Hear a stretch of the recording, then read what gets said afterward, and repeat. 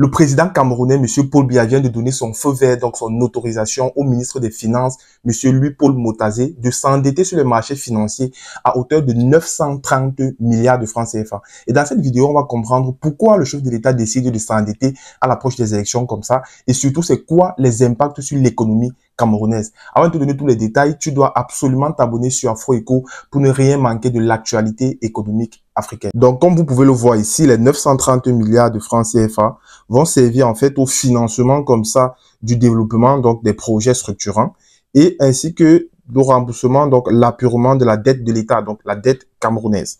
Donc là, dans ce paragraphe, là, on peut voir comme ça que les 930 milliards seront levés sur le marché local et international via des obligations. Alors, on va pas entrer dans le détail ici. Et après, là, c'est très important aussi, on comprend comme ça aussi que le budget de l'État a évolué de 30% donc, depuis le 1er juillet. Donc là, il y a eu la loi de finances rectificative. Parce que avant un nouveau mandat, donc avant une nouvelle année, l'État vote un budget, comme vous et moi. Et puis, là, en fait, le budget de l'État a augmenté de 30%. C'est un peu comme si vous avez décidé que cette année, vous avez besoin de 1 million de francs pour fonctionner. Donc, vos loyers, vos investissements, vos petites, etc. Bon, ça va vous devoir. Et maintenant, à mi-juillet, vous vous rendez compte que vous avez un peu trop fait la fête, vous avez un peu trop amusé. Et donc, vous avez besoin d'augmenter le budget. Donc, le budget sera plus de 1 million et de 1 300 000.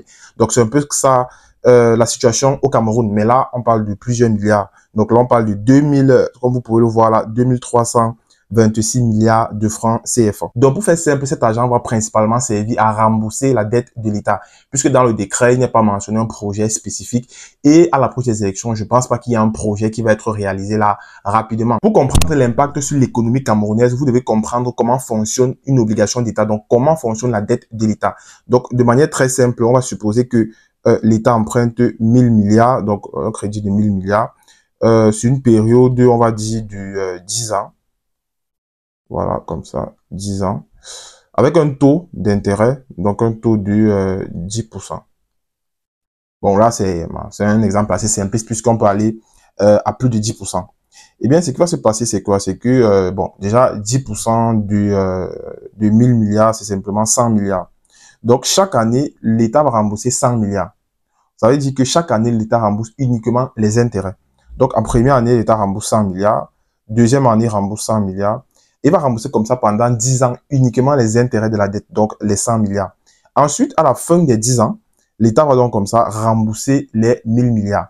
Donc, c'est un peu comme ça que fonctionne la dette de l'État. Pourtant, si c'est vous et moi, chaque mois, on va rembourser déjà les intérêts. Bon, chaque année, on va dire, on va rembourser les intérêts de 100 milliards, plus une partie du crédit. Donc, beaucoup d'États partout dans le monde font la même chose. Ils empruntent de l'argent. Donc, là, par exemple, ils empruntent, on va dire, 1000 milliards. Chaque mois, ils remboursent, chaque année, autant pour moi, ils remboursent comme ça 100 milliards, etc., etc. Et à la fin, le moment de rembourser les 1000 milliards, ils empruntent de nouveau pour rembourser les 1000 milliards. Et ensuite, c'est comme ça que les États roulent leurs dettes. Donc, c'est pour ça que les États sont principalement, sont continuellement en train de s'endetter.